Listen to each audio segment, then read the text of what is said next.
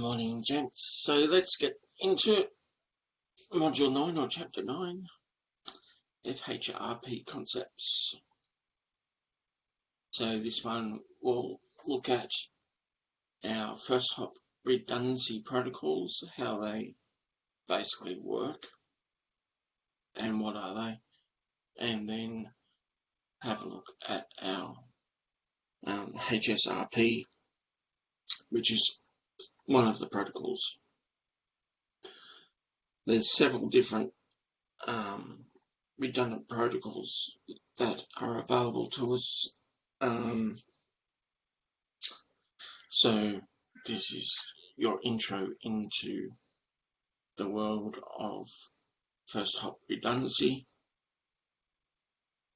and basically what this gives us is the ability to have multiple gateways that virtually appear as a single one. So with these types of protocols, we create a virtual gateway, and that gateway can be accessed via several physical gateways, and some of them load balance between the different gateways, physical devices, and some of them just run a single gateway, and then if that fails, they switch over to the next gateway in the list. So there's several different versions of these first hop redundancy protocols, and they provide multiple physical devices acting as one, in a nutshell. So basically, with only a single gateway available to us, that's a single point of failure for an entire network. So it can become a point of contention and can cripple a business. So these redundancy protocols help us mitigate that single point of redundancy.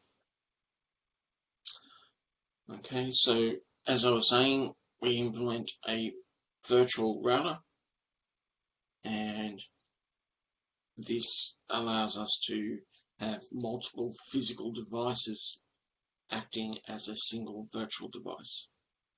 They will share the IP address and MAC address of the virtual machine, and the virtual machine will direct traffic to the physical gateway that it is set up for. Okay, so what we do is we create the virtual router, and this becomes our default gateway for our network. And when we resolve MAC addressing, such as ARP, everything goes to this virtual gateway. So it works exactly like a physical device would. It has an IP address and it has a MAC address associated with it. So all of our traffic goes to our virtual group, and then the protocol itself has, a specific router, physical router, that it will forward traffic to. That physical device is not seen by the rest of the network. It's hidden behind the virtual device. So this provides us redundant physical devices, but we don't have to have complicated programming to have this situation.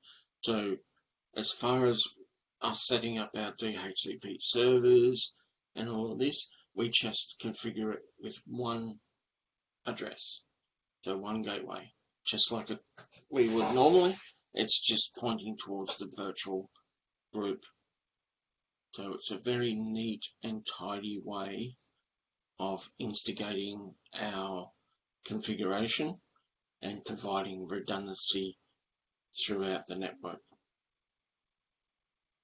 Now, because we have a virtual machine as our gateway, we have the ability to dynamically recover from any failures within the physical system, and we will see only a minor hiccup in connectivity when the failover happens.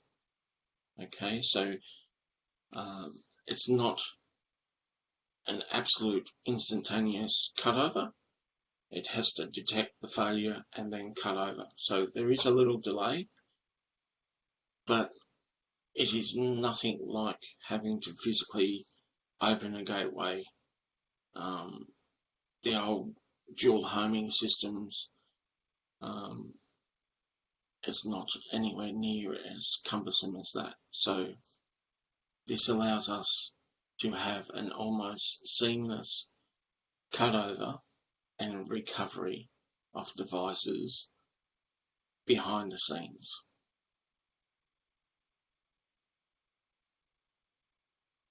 So how does it work?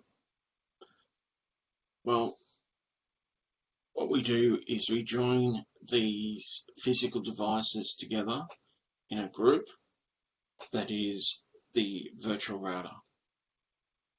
And what we have within that is a primary and a series of secondary or standby routers. So if our primary device fails, the message gets shunted via the virtual device out. So in this example here, we have a physical failure on one link, and our next device becomes the forwarding. So our virtual router shunts it across to the next physical device and forwards it on. This isn't the cleanest diagram I would use for this type of pictorial, because you're looking at this and going, why would it do a dog leg through this router? Well, what they're saying is this router here, this is the logical connection of the virtual router. This is the physical primary, this is the physical secondary. So as far as PC2 is concerned, it is still forwarding the traffic to the gateway, which is the virtual router, which is the 2.100. And because our 2.1 has failed, our virtual router is now shunting it across to 2.2 to forward it out to the internet.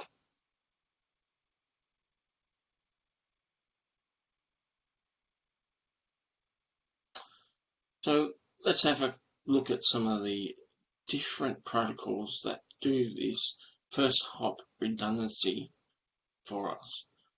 Number one on the list is our hot standby router protocol, which is a Cisco. I'm doing well this morning, guys. Sorry.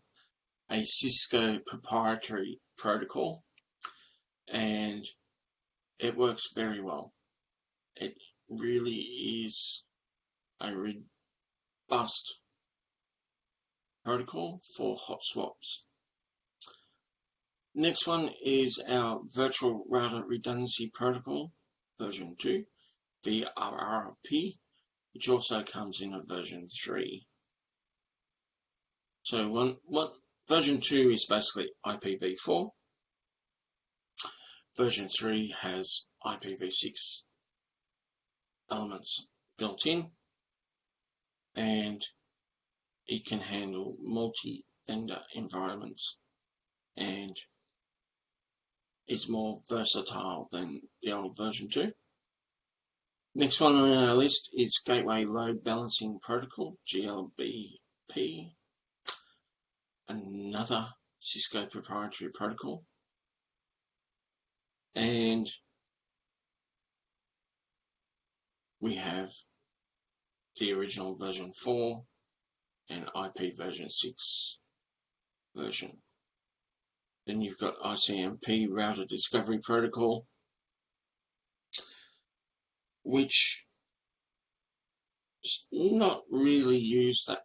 I've never actually seen it used, so I can't give you a hands-on experience with that one.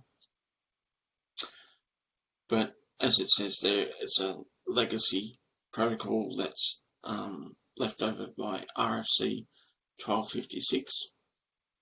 HSRP I've used, GLBP I've used, and there's a couple of others out there that I've used for load balancing.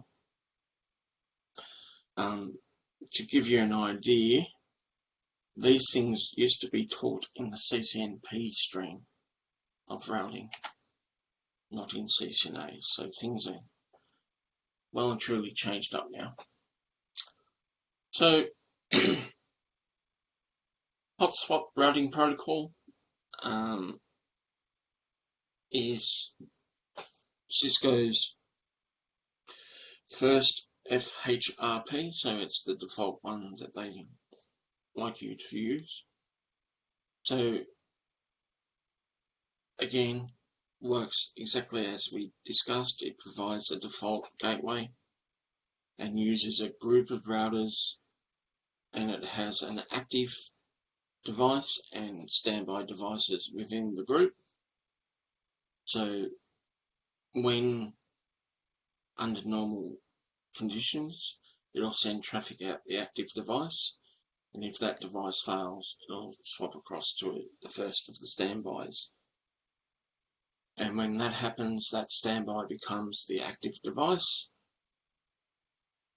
and if the original comes back online, it generally comes back online as a standby.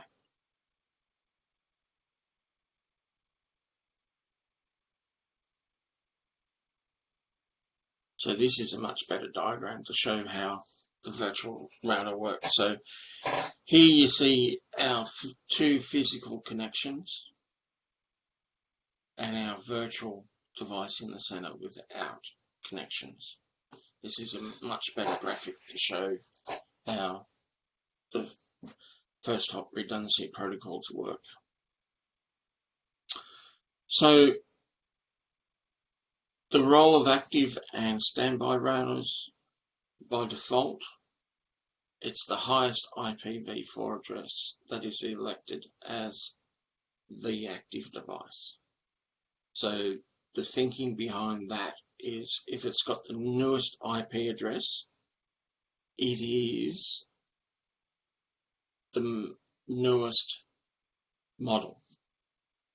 Okay, so generally speaking, you wouldn't bring an older device into the play and give it a higher IP address, is what the basic thinking behind using that highest IP address is. So we give a priority to the devices. This takes precedence over the IP address. So if we just leave it as default settings, it uses the IPv4 address. If we start adjusting the priority settings, we can influence the election of the active device.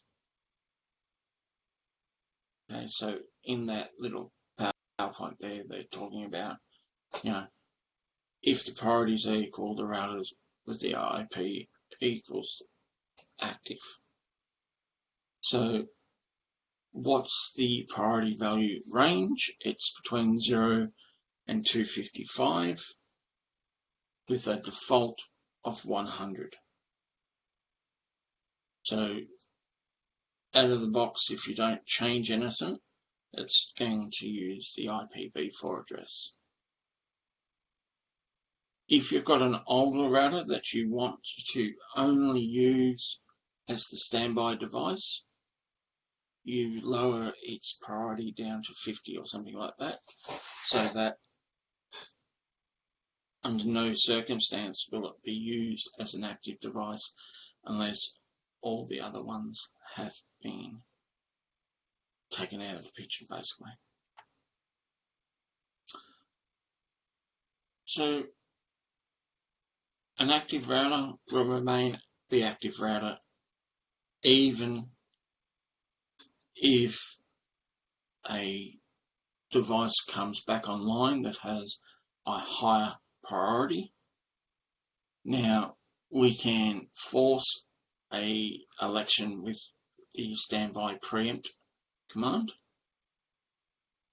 and this gives the ability of the device coming back online to take over its active position. So just be aware of that. So you've got to, basically, if you've got the choices of selecting which device will be the active one, and if it faults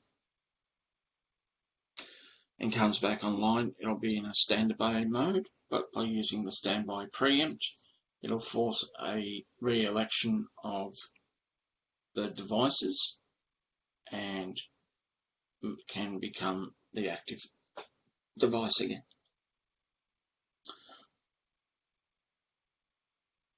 So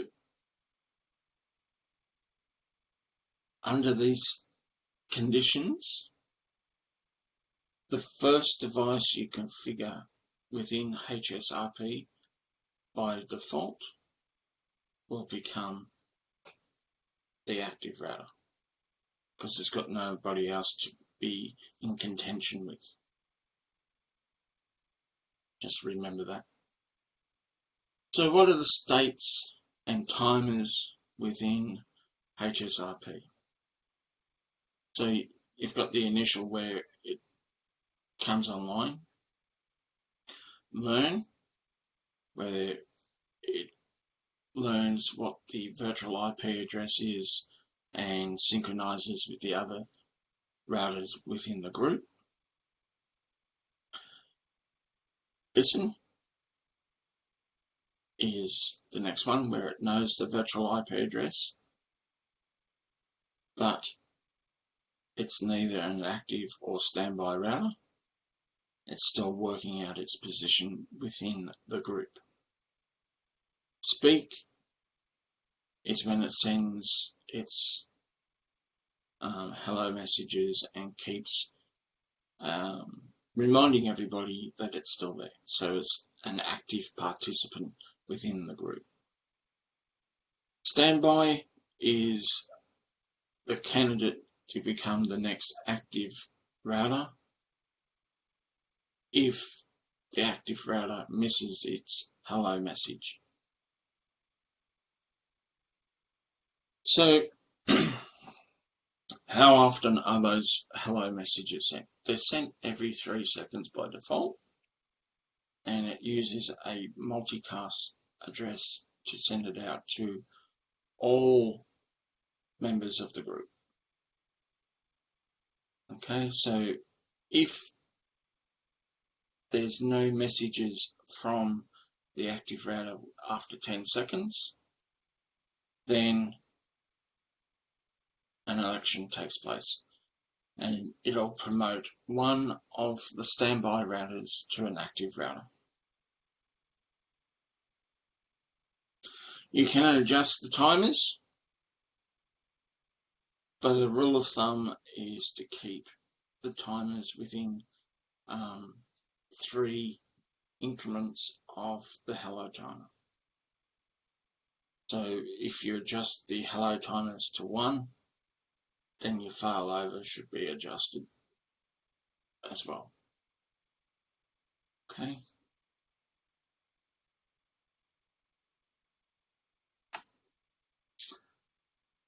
Well, this is a very short and sweet chapter, isn't it? Reminder, packet tracer activities to give you an understanding of how these protocols work, and to give you a rundown of what we went over. We have a series of protocols that provide first hop redundancy. What's first hop redundancy? It's a virtual gateway that allows us to have multiple physical devices working as one and sharing the load of the function of being the gateway. If a physical device fails, it'll swap over to one of the backups and become the active working device. We have various protocols that have versions of the original IPv4 version and then an updated version that will include an IPv6 function within it. Most of these will have some form of control mechanism that triggers the selection of the active device and how it uses those messages to fail over to a secondary device. We had a very, very brief introduction into Hotspot routing protocol, which is one of Cisco's proprietary protocols. It uses a priority value to influence the election of the active router and uses timers to measure the time. What's the best way of summarizing this? Get my thoughts in place. There we go. Timers are used to indicate whether a device has failed or not. So if basically it hasn't heard from a active router within 3 rounds of the timer, hello timer, it then fails over to a backup. When the original device comes back online, it goes back by default into standby mode unless it has the preempt option enabled, which will trigger a re-election. We went through the various states of hot swap or hot standby. It's really hot standby routing protocol, isn't it? Initial, learn, listen, speak, and standby. HSRP. Hot swap is actually the power supplies on equipment. Just get your terms right, Mark. Okay, so here's our packet tracer activity for this chapter. I highly recommend you do this one. It's a fun one to see in action, especially with the simulation modes that you can do with packet tracer. On live equipment, what we do is we set up a continuous ping to a device that is outside of our network, and we see the failover occur basically using a trace route.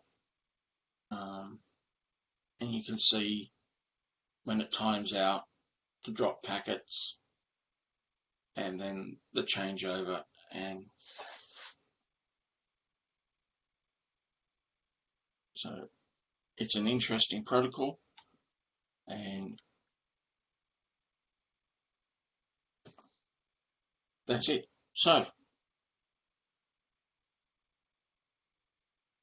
that's chapter 9.